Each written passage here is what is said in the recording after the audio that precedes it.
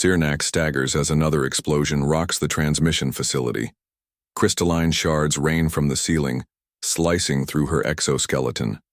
The quantum transmitter hums with dangerous energy, its core pulsing with colors that shouldn't exist in normal space. "We have to evacuate now," Admiral Kelvor insists, his massive frame blocking the doorway. The four arms of his species, evolved for both diplomacy and warfare, grip various weapons. The orbital defense grid is completely gone. They'll be inside within minutes.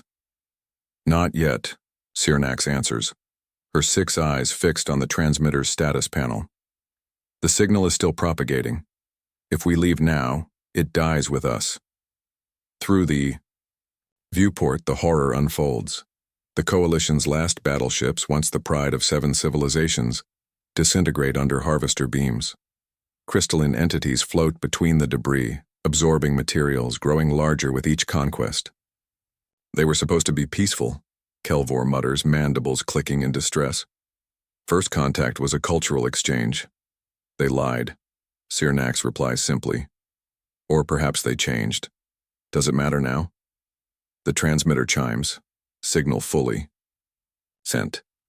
Sirnax downloads the transmission log to a crystal data shard, then crushes the transmitter's control panel. The device begins to destabilize, quantum fields collapsing. "That will slow them down," she says. "The resulting space-time distortion will make this sector unnavigable for at least a cycle." Kelvor's skin ripples with anxiety patterns. "Where exactly did you send that signal?" Sirnax hesitates. Council protocol had been explicit: never reveal the full target parameters. "To those who might help," she answers vaguely. "Show me the coordinates," Kelvor demands, upper arms raised in threatening posture. "Now." "We need to move," Sirnax deflects, pocketing the data crystal. "The emergency shuttle—" "There is no emergency shuttle," Kelvor cuts her off. "I ordered it to evacuate the genetic repository. Our species' DNA will survive, even if we don't." Sirnax blinks all 6 eyes in sequence, her people's expression of respect. "A wise decision, Admiral." They run through corridors where the once gleaming metal of Coalition architecture now lies corroded by harvester contact. The walls themselves seem to dissolve, crystalline growth spreading with visible speed. "How did they breach our quantum shields?" Kelvor gasps as they reach the emergency transport tubes. "They didn't breach them," Sirnax answers grimly. "They converted them. Every defense we create, they absorb and repurpose." The tube doors slam shut just as crystalline tendrils reach for them. The transport hurtles them toward the hidden bunker, where the Coalition's last survivors, barely 1,000 from civilizations that once numbered trillions, have gathered. "Whoever answers that signal," Kelvor says, checking his weapons, "they'll find only our remains." Sirnax stares at her reflection in the tube's polished surface. 3 of her eyes are clouding, nerve damage from proximity to the quantum transmitter. "A small price?" "Perhaps," she says, clutching the data crystal. "Or perhaps they'll be what we once were, before we grew complacent. Adaptable. Resourceful." She pauses. "Dangerous? And if they are, then the harvesters will finally know what it means to be hunted." The transmission screen flickers as Captain Hernandez's face is replaced by footage of the dissected harvester drone. Coalition scientists lean forward involuntarily, mandibles and breathing sacs twitching with forbidden curiosity. "Impossible," whispers the head xenobiologist, an elongated Parisian with translucent skin revealing pulsing organs. "They've breached the quantum carapace." On screen, a human with grease-stained hands points to crystalline circuits exposed beneath the drone's outer layer. "The structure's remarkable," says the human, "almost like a silicon-based nervous system. We've identified what we think is their communication node." Admiral Kelvor turns away in disgust. "This is a cruel joke. The universe answered our desperate plea with primitives." Lieutenant Park, monitoring the approaching ship's trajectory, speaks without turning. "Sir, they've adjusted course 3 times to avoid our defensive minefields." "What?" "We never transmitted minefield coordinates." "No, sir. They guessed, or detected them somehow." The transmission continues as Captain Hernandez reappears. We understand your skepticism. Frankly, we were surprised too. When your signal reached Earth, most thought it was a prank. Her expression hardens, until the drone appeared at our system's edge 1 month later. The Coalition Council chamber falls silent. Sirnak steps forward, her damaged eyes gleaming.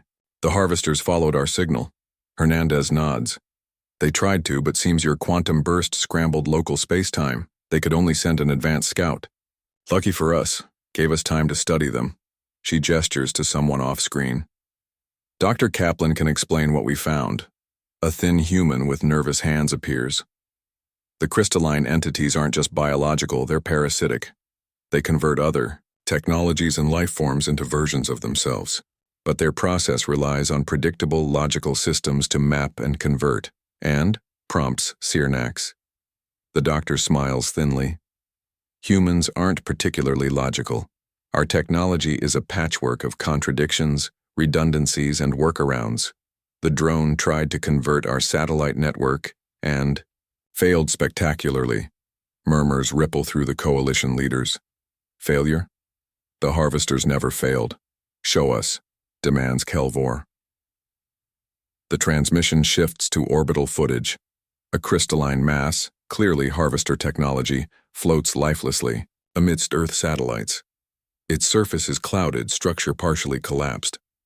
It attempted systematic conversion but encountered too many incompatible systems, Kaplan explains.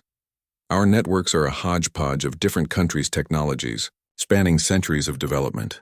The crystalline conversion process short-circuited trying to reconcile contradictions in our systems. Hernandez reappears. We've been studying it since, building countermeasures, and now we're bringing everything we've learned to you. Kelvor scoffs. 27 individuals? Against billions of harvesters? 27 specialists, Hernandez corrects, with knowledge of the enemy's weakness, and an entire planet mobilizing behind us. Her voice softens. We've spent our history fighting each other. Now we have a common enemy. As the transmission ends, the coalition leaders erupt in arguments. Only Sirnax remains silent, watching the approaching human vessel. You're unusually quiet, Kelvor notes suspiciously. I'm remembering our own history, she replies. Before we became an advanced coalition, when we were still dangerous. And? Sirnax's damaged eyes reflect the primitive ships approaching. Signature. Sometimes the most primitive weapon is the one your enemy can't predict. The coalition's medical bay transforms into an impromptu laboratory as humans commandeer equipment with startling confidence. Dr. Kaplan's team spreads samples of harvester crystal across examination tables, connecting Earth instruments to alien technology with makeshift adapters that make coalition engineers wince. That coupling is completely incompatible, protests a six-limbed technician. The quantum variance will blow up, Engineer Nassar finishes, deliberately crossing two cables that spark violently. Probably that's why we're monitoring the feedback. He points to a crude meter jury-rigged to the console. When it spikes, we learn something. Across the room, Captain Hernandez studies tactical displays with Sirnax and Admiral Kelvor. The hollow projection shows harvester fleet movements, hundreds, of crystal ships methodically converting conquered worlds. Their attack patterns are mathematical, Hernandez observes. Sequential, predictable, efficient, corrects Kelvor. They minimize energy expenditure while maximizing territorial gain. Predictable is vulnerable, Hernandez counters, tapping the pattern. If I know you'll always take the most efficient route, I know exactly where to place my ambush. Sirnax studies the human with her damaged eyes. You speak as if you've fought wars before. We've fought little else, Hernandez replies softly. Our recorded history is mostly warfare. Different reasons, different weapons, but the same patterns. A crash echoes as a human security officer dismantles a coalition weapon, removing its power core. Stop that immediately, Kelvor demands. That's a Class 4 quantum disruptor. The calibration alone took years to perfect. The officer, a stocky woman named Rodriguez, continues working. Perfect is your problem, she says without looking up. Perfect breaks. We need reliable. She connects the extracted power core to a crude device of human design.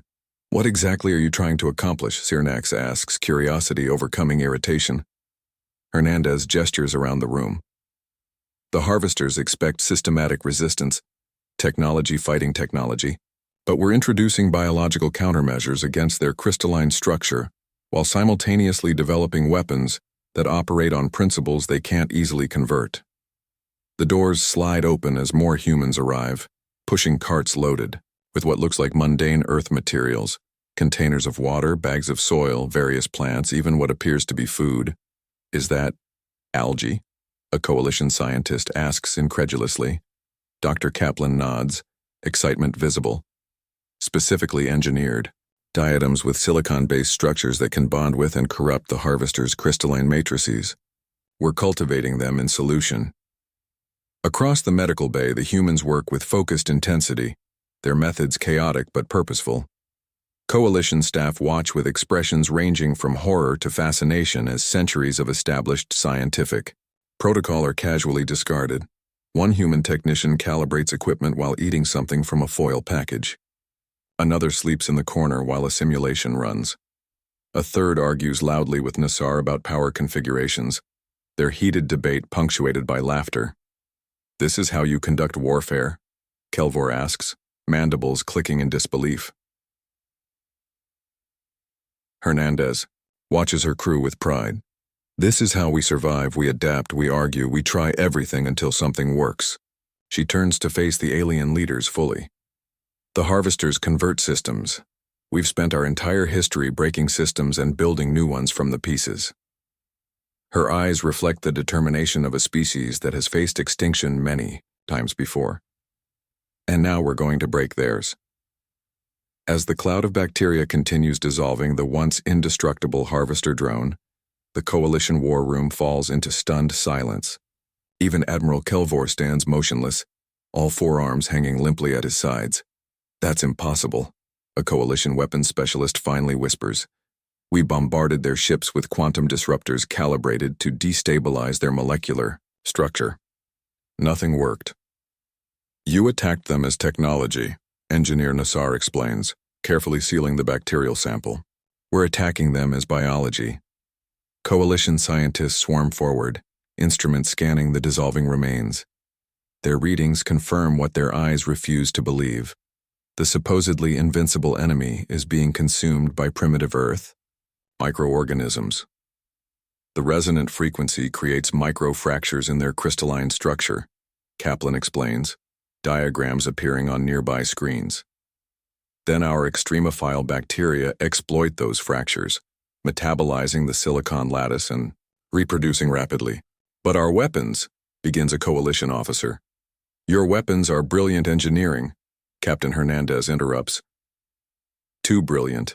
The harvesters understand and can counter elegant solutions, but they've never encountered bacterial evolution.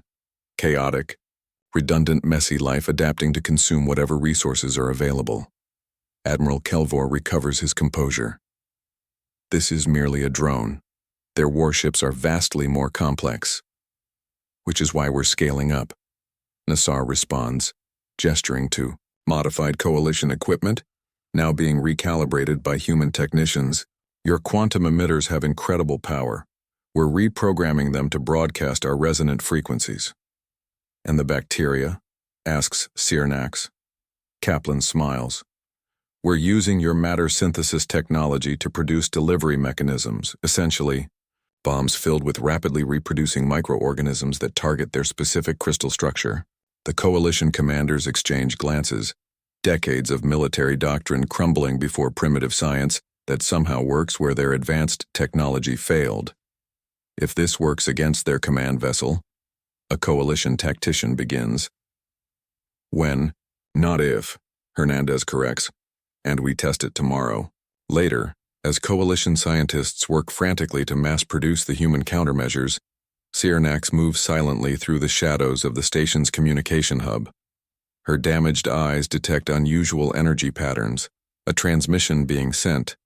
From Captain Hernandez's personal quarters, hidden from view, she watches as the human activates a quantum communicator, coalition technology, modified with crude Earth components. The transmission uses frequencies the harvesters cannot detect aimed directly at Earth. Phase 1 successful. Hernandez transmits. Their defenses are down. Their technology is ours. Sirnax's breathing quickens. Betrayal? After everything? Send. The fleet, Hernandez continues. Full mobilization. And tell the coalition refugees we're ready for them. Prepare medical facilities for varying physiologies. A pause. And make sure the genetic repository is safeguarded. These people have lost enough. Sirnax freezes, confusion replacing suspicion. Genetic repository? Coalition refugees? As the transmission ends, Captain Hernandez speaks without turning. You can come out now, Archivist Sirnax. I know you're there. Sirnax emerges from the shadows. How did you detect me? Hernandez smiles tiredly. I didn't, but if I were you, I'd be watching me too. She gestures to the modified communicator. We found coalition survivors hiding in your outer colonies. We've been evacuating them quietly, while preparing our counterattack. Why not tell us? Trust works both ways, Archivist. Hernandez's eyes harden.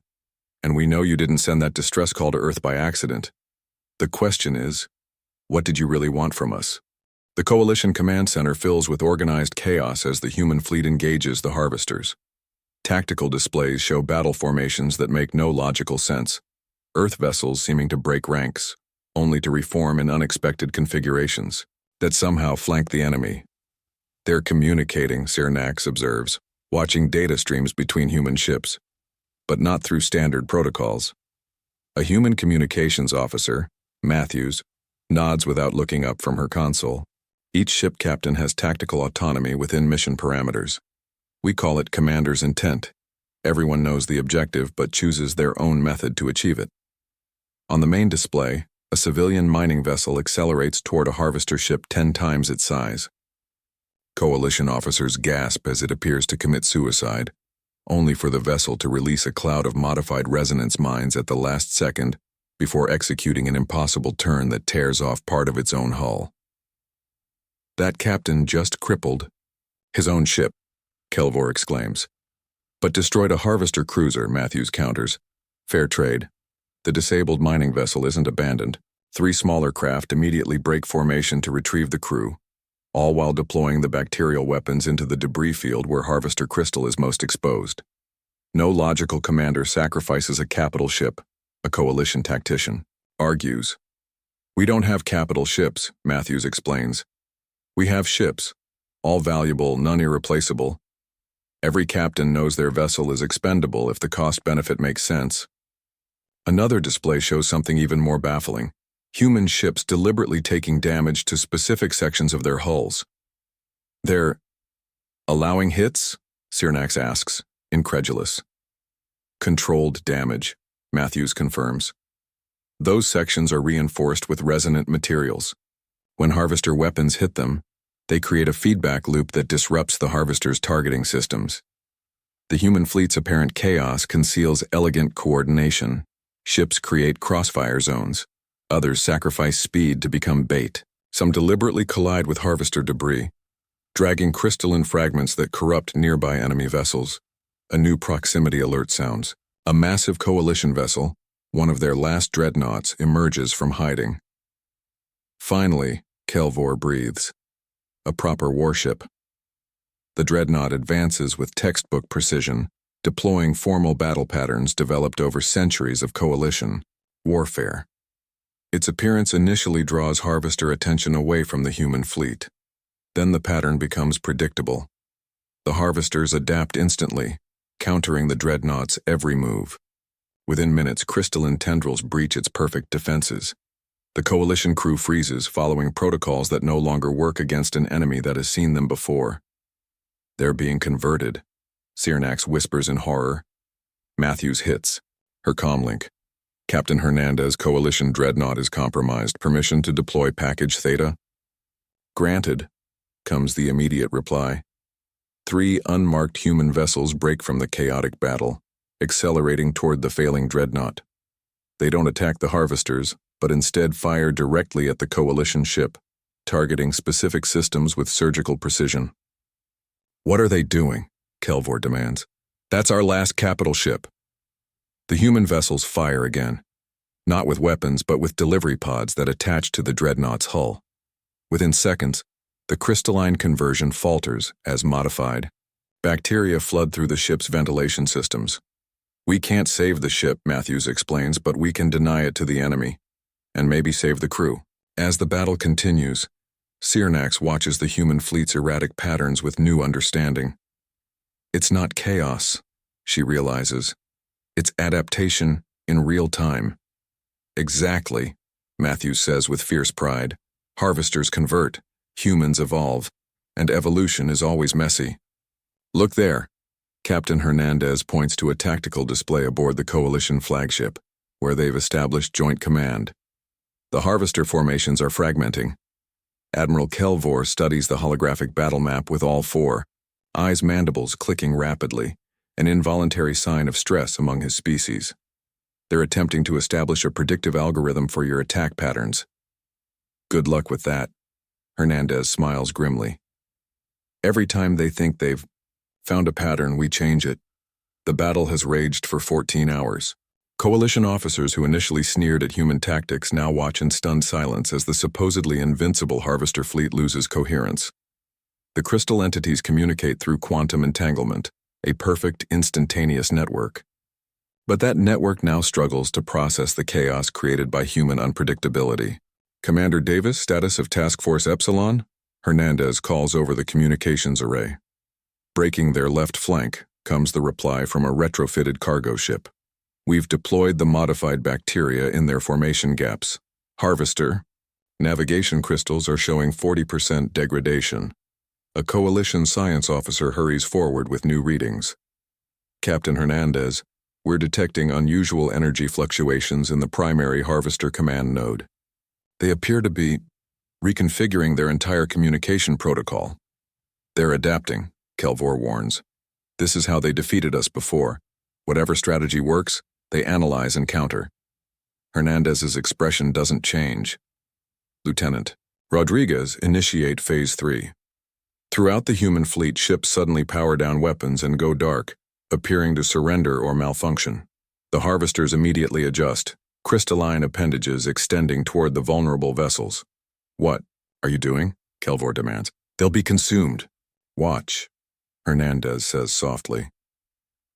As the Harvesters move to capitalize on the apparent vulnerability, the human ships simultaneously switch to completely different weapon configurations: sonic disruptors, electromagnetic pulse generators, and focused microwave emitters that had remained dormant until now. New toys, Hernandez explains as the Harvesters reel from technologies they haven't yet analyzed. While they were busy figuring out our conventional weapons, we were holding these in reserve. The Coalition officers stare in disbelief as the Harvester advance falters against weapons they've never encountered, but Sirnax sees deeper implications. You anticipated this, she says to Hernandez. You knew they would adapt to your initial tactics. Of course, Hernandez confirms. That's why we never showed our full capabilities. Humans have been fighting each other for millennia. We understand the danger of revealing your true strength too early. For the first time, uncertainty ripples through the Harvester fleet. Their perfectly coordinated movements become hesitant as contradictory data floods their hive mind. Some ships advance, others retreat. Formation integrity collapses. They're experiencing cognitive dissonance, Hernandez explains. Their hive mind can't reconcile what's happening with their understanding of warfare. It's like teaching a chess computer to play by suddenly switching to poker rules. A Coalition tactical officer looks up from her station. The Harvester command node is signaling retreat. Disbelief silences the command center. In 3 centuries of war, the Harvesters have never retreated. Shall we pursue? Kelvor asks, mandibles now clicking with excitement. No, Hernandez says, firmly. Let them go. Let them carry the fear back to their collective. She turns to the communications officer. Signal all ships to hold position but maintain combat readiness. The Harvesters need time to process their first defeat. As the crystal ships begin their withdrawal, Sirnax approaches Hernandez privately. You didn't just win a battle today, human. You introduced doubt into a consciousness that has never known it. Good, Hernandez replies. Because doubt is the beginning of change, and they have a lot of changing to do if they want to survive what's coming next. Captain Hernandez's quarters transform into an impromptu war council. Coalition guards stand nervously at the perimeter, while human officers sit casually on crates of equipment. The atmosphere is thick with tension. You knew. Hernandez's voice is dangerously calm as she faces Admiral Kelvor and Sirnax. You knew about the void beyond before you sent your distress signal. Kelvor's chitinous armor plates click as he shifts uncomfortably. Suspicions only. Nothing confirmed until your Dr. Kaplan's discovery. Bullshit. Dr. Kaplan slams a data crystal on the table. The Harvester Commander's neural pathways contain reference points that are over 500 years old. This isn't new intelligence. The holographic display reconstructs ancient data fragments, Coalition research stations at the galaxy's edge, picking up signals from beyond known space. Anomalies in background radiation. Stars disappearing not through normal stellar evolution, but simply vanishing. The Coalition knew something was coming, Sirnax admits quietly. Our long-range scientific outposts detected it centuries ago, a wave of nothingness. Not dark matter or energy, not a physical force at all, simply an absence where reality should be. The void beyond, whispers a human scientist. We believe the Harvesters evolved as a defense mechanism. Sirnax continues. Silicon-based life that can convert and preserve information before the void erases it. They're not conquerors, they're archivists in their own way, preserving reality by converting it to their crystalline structure. That doesn't excuse genocide, Hernandez says flatly. No, agrees Sirnax, but it explains their desperation. And yours? Hernandez rises, pacing the small room. So you sent a distress call, not just to find allies but to find sacrifices. Primitive civilizations that wouldn't understand what they were really fighting. Admiral Kelvor finally speaks. Would you have come if we told you the full truth? That the enemy at our door is merely running from something infinitely worse? That the galaxy itself is being unmade at its edges? The human officers exchange glances. Commander Rodriguez speaks up. So your plan was what exactly? Use us as cannon fodder while you… What? Built an escape fleet? Sirnax's damaged eyes, dim with shame. The Coalition's final project, we call it Exodus. Generation ships to carry our species to another galaxy. We needed time. Kaplan laughs bitterly. So you found the most combative, adaptable species you could and pointed us at your enemy, hoping we'd slow them down enough for you to escape. And now? Lieutenant Park asks quietly. The void beyond is still coming. The Harvesters are still running from it. What's your plan for humanity, Admiral? Leave us behind as a buffer. The Coalition leaders have no answer. Hernandez breaks the silence. Show us everything, every scrap of data about the void beyond, every theory, every failed countermeasure, everything. Why? Kelvor asks. Because we're not running, she says, eyes hard as flint. Humanity doesn't have your resources or your technology. But we have something you've lost. We refuse to accept extinction as inevitable. She turns to the human officers. New mission, parameters. We need to understand both threats, the Harvesters and what they're running from. And we need to find a way to communicate with them. Communicate? Sirnax's damaged eyes widen. With the Harvesters? They've slaughtered billions. Out of fear, Hernandez counters. And fearful enemies can become fearful allies when faced with a greater threat. She glances at the Coalition leaders with undisguised contempt. A concept your civilization seems to have forgotten. As the meeting dissolves into heated debate, Dr. Kaplan quietly approaches Hernandez. You really think we can negotiate with crystalline entities that communicate through quantum entanglement and think as a collective? Hernandez's smile is razor thin. No, but I think we can force them to negotiate with us.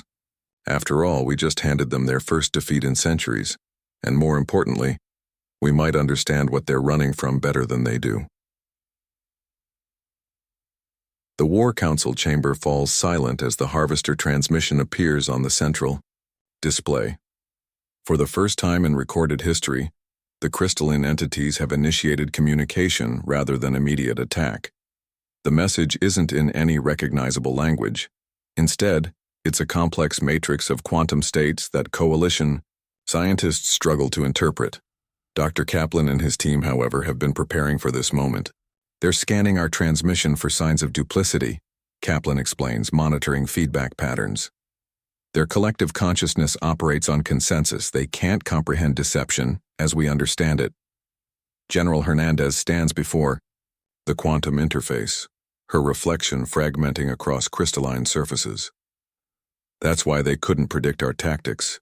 They can't imagine fighting as we do because they can't imagine lying to themselves. Sirnax approaches slowly. What exactly are you proposing to them, General? The truth, Hernandez answers. Something you might try sometime. The translation matrix completes its work, converting the Harvester message. Query: purpose of communication. Terms of surrender required. They think we're dictating surrender terms, Admiral Kelvor scoffs. Arrogance. No, Kaplan corrects. They don't understand the concept of negotiation between undefeated parties. In their experience, communication only happens when victory is absolute. Hernandez activates the response system they've developed, a hybrid of coalition quantum technology and Earth's primitive but unpredictable algorithms. Send our proposal. The message is simultaneously broadcast in quantum states and electromagnetic signals, a redundant approach no advanced civilization would consider necessary, but one that ensures the hive mind cannot selectively filter components. Proposal: mutual threat assessment, coordinated response to void encroachment, preservation alliance. The chamber's atmosphere grows heavy with anticipation. Coalition members whisper among themselves, mandibles clicking with doubt. Human officers maintain disciplined silence. Minutes pass, then hours. Finally, the quantum interface flares with response patterns so complex they overload 3 coalition monitoring systems. Human backup systems, crude but resilient, continue recording. Query: humans possess void knowledge. Hernandez looks to Dr. Kaplan, who nods slightly. We've been analyzing the data. There's something about Earth, about our solar system's position in the galaxy. The void's expansion patterns aren't random. They're avoiding certain cosmic structures, including those similar to our sun's heliosphere. You think Earth might be naturally resistant? Sirnax asks, damaged eyes widening. Not resistant. Different. Kaplan gestures to complex simulations. Our region of space has unusual properties, quantum fluctuations that might disrupt whatever process drives the void's expansion. Hernandez returns to the interface. Tell them we have information they need, and resources they don't understand. As the message transmits, coalition long-range sensors detect new activity. Massive harvester vessels changing course, moving toward the negotiation coordinates. Not an attack formation, but in what appears to be escort configuration. They're actually coming to talk, a coalition officer whispers incredulously. Admiral Kelvor approaches Hernandez, his massive frame seemingly diminished. In 3 centuries fighting the Harvesters, we never considered, he struggles to finish, that they might be as afraid as you are, Hernandez suggests. That's the difference between us, Admiral. You saw the Harvesters as an obstacle to escape. We see them as potential allies against the real enemy. As preparation for the historic meeting begins, Sirnax finds Hernandez alone in an observation bay, watching Earth reinforcements arrive alongside ships from Mars and the asteroid collectives. You still haven't told me, Sirnax says quietly. What is humanity's answer to extinction?